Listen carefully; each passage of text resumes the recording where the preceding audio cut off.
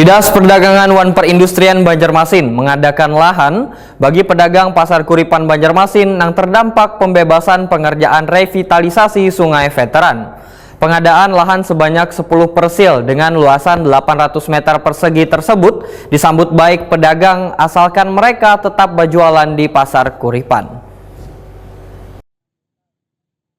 Dinas Perdagangan wan Perindustrian Banjarmasin mengadakan lahan bagi pedagang Pasar Kuripan Banjarmasin yang terdampak pembebasan pengerjaan revitalisasi Sungai Veteran. Pengadaan lahan sebanyak 10 persil dengan luasan 800 meter persegi tersebut berada di bedakan Pasar Kuripan. Ini dibedakan Kepala Bidang Peningkatan Sarana Distribusi Perdagangan wan Pasar Muhammad Ridho Satria, Wetakuni Prima TV besukan Selasa 13 Agustus 2024.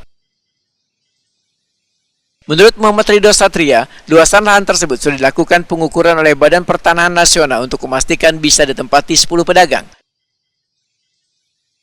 Wetakuni respon dari pedagang lantaran dipindah ke bagian belakang.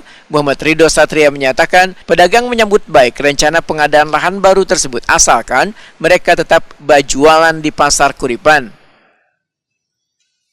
Jadi otomatis kan yang terdampak itu kan harus dicarikan tempat berjualan selanjutnya.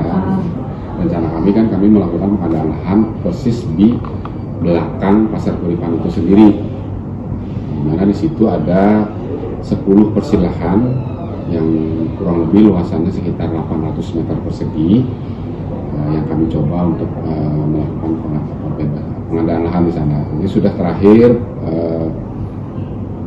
proses terakhir ini adalah sudah dilakukan pengukuran oleh dari BPN untuk plotting luas tanah yang masing-masing kurang lebih dimiliki oleh 10 orang.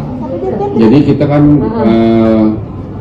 mengutamakan itu kan sama seperti yang terjadi kasus kebakaran yang terdampak.